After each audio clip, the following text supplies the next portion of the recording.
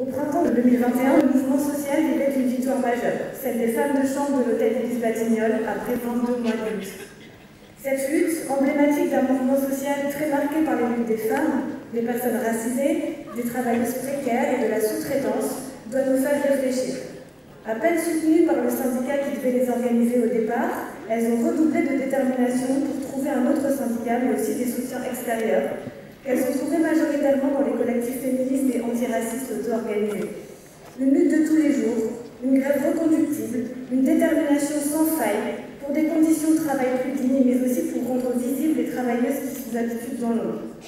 Cette détermination et colère, on la retrouve aujourd'hui dans un certain nombre de mobilisations, à l'intérieur et en dehors du secteur du travail. Ces dernières années ont été marquées par un foisonnement de luttes, gilets jaunes, écologie, féminisme, collectifs contre la répression. Les plus précaires de la population et la jeunesse se mobilisent et crient leur colère face à un système qui est pour elles et eux plus aménageable. La question qui se pose à nous est la suivante. Comment œuvrer à soutenir et construire à partir de cette colère et des outils d'organisation existants? Pas avec des journées d'action sans lendemain. Pas en restant isolé des collectifs de lutte qui se développent de plus en plus. Pas en ayant en tête des perspectives électorales et les aménagements qu'elles pourraient ouvrir quand une très large partie des secteurs mobilisés s'apprête en réalité davantage à s'abstenir, écœurés par un système politique dont ils ne voient plus que les trahisons. L'heure est donc au respect de l'indépendance syndicale pour mener un combat offensif à la hauteur des luttes en cours.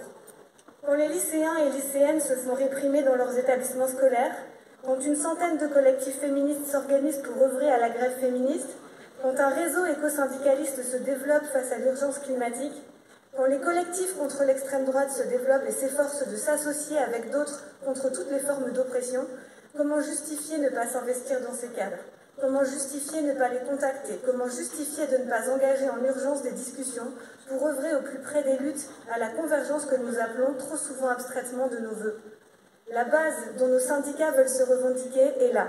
Les revendications existent.